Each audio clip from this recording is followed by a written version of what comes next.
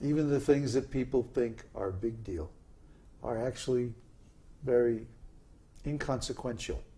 You know that word, inconsequential? That means it has no consequences. A year from now or 5 years from now, you'll look back and this thing that seems such a big deal today won't matter at all. Huh? It's just the way that things turn out. It's just the way they went. And you'll see as you go through life that if this hadn't happened, then this other thing couldn't have happened, and then I wouldn't be here. See? So maybe the things... Oh, there's a beautiful story about this. A Chinese farmer had one horse. A very nice horse. And one day, the horse got loose.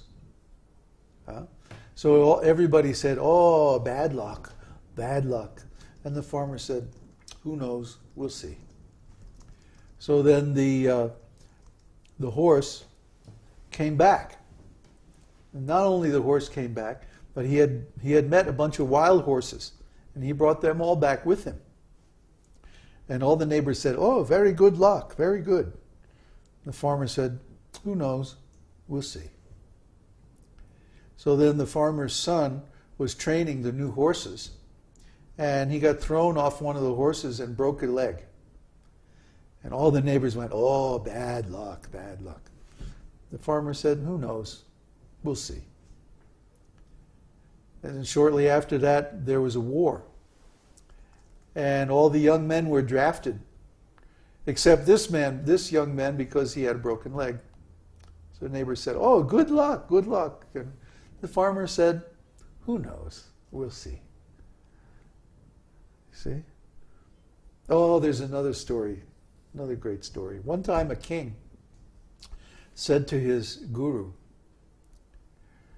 I want something that when I'm happy will make me sober, and when I'm sad will cheer me up, so that I can remain of equal mind in good and bad times. So the guru said, okay, well, give me a week or two. And he went off, and then he came back, and he gave the king a ring. And the king said, that's it? Just a ring? And he goes, well, look at it. And so the ring says, on one side it's a regular ring, but on the back side it says, this too shall pass. See? In other words, whatever it is that you think is such a big deal right now, it's going to pass. It's going to be water under the bridge. It's going to be gone. You're going to forget about it. You're probably going to just forget that it even happened. Whatever it is that's such a big deal, it won't be a big deal. I was just thinking last night, in fact, after doing Christian's reading, because he and I have a couple of things in our charts exactly the same. I have one thing that my family doesn't understand me. Not only my family doesn't understand me, there's so much rejecting of me that they cheated me out of my inheritance from my grandpa. And it was a whole scheme, and like the minister was involved, the doctor was involved, the whole family knew what was going on except me. My mother and I were both cheated like that. So it was just about money, But because they didn't understand me, because they didn't like her and they didn't understand me, it was okay to cheat us. See? That's the rascal, materialistic mentality. At the time, it was really painful. It was really, really upsetting. And I was upset about it literally for decades. It was like, oh, gosh darn it, why did they do that? But now it's like, it's great, because I have no attachment to my family whatsoever. If I ever think about them, it's like, those rascals, man, I'm glad I'm away from them. But you see, it wasn't until I took responsibility for it and I said, okay, I'm going to have to put together a group of people who think like I do, who naturally look at things the same way I do. And when I took responsibility for it and I did something, but instead of just saying, wah, they're doing it to me, they're making me feel bad, wah. See, as soon as I stopped lamenting and I said, okay, I'm going to go and find some people who are similar to me. And how did I do that? Well, I started this esoteric teaching. And naturally, of course, the people who think in the same way were attracted. It's not so hard to understand, really. But what was hard to understand was that I can change my consciousness. I don't have to accept that I should lament because these people that I was identified with did something I didn't like. As long as I thought like that, I was a victim and I was disempowered. And I did that to myself by being identified with them. As soon as I said, I'm not identified with these people, I don't care about these people anymore. Now, what do I need? Oh, I need a family. Okay, well, let's see. I can write down everything I think, and then people who like it will get in touch with me. Hey, anybody can do that, especially now with the internet. This was back in, 1980 something, before there was such a thing as the internet, when you actually had to go and have books printed. Remember the bad old days, of printed books? Now, you want to publish a book? No problem. Click, click, click. Published. I mean, it's literally that easy. We have this account with Lulu, and once you write a book, you just upload it to the server, it's published. Anybody can order it. Now that they're getting on Amazon and everything. So,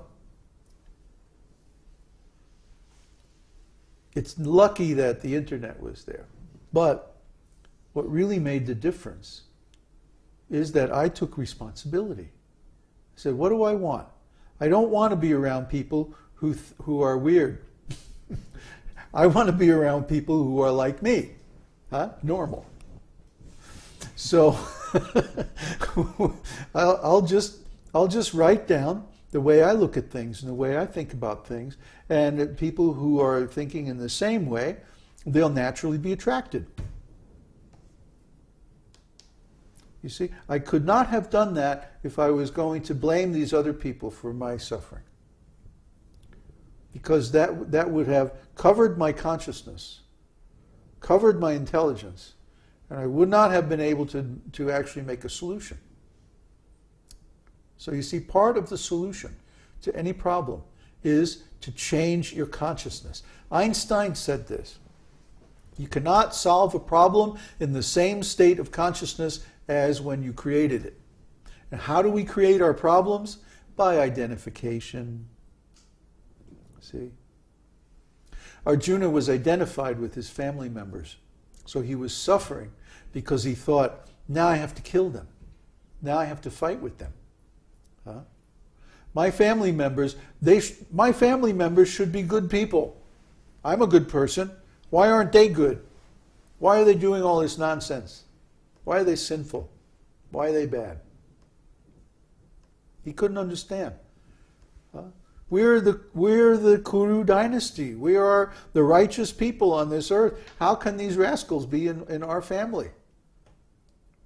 See? And he had a rule. No, you never fight with your family. You never can give up your family. You never can turn against your family. So because of that, he wasn't able to solve his problem. He was stuck. And then Krishna said, hey, Arjuna, you're not that body. You're not a member of that family. You're my devotee. You're a spirit soul. You have nothing to do with these people. If they're bad, you're a king. It's your duty to punish them. Do your duty. Then you'll be happy. See? That's the secret of Bhagavad-gītā. That's the message that's encoded in Bhagavad-gītā.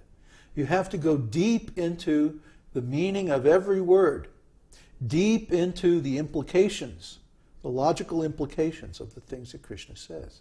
Then you can understand this deep, secret message in Bhagavad-gītā. That's why Śrīla Prabhupāda says that Bhagavad-gītā is a mystery. It's a mystery. You have to go into it. You have to apply it to your own life. You have to go through the same thing that Arjuna went through. You have to see how you're suffering and how all your problems and everything is created by you yourself alone, by your identification with them. And then you have to give up that identification and work according to the instructions of the Lord, and then you'll be free.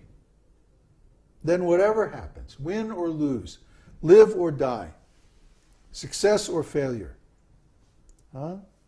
whatever happens, you will be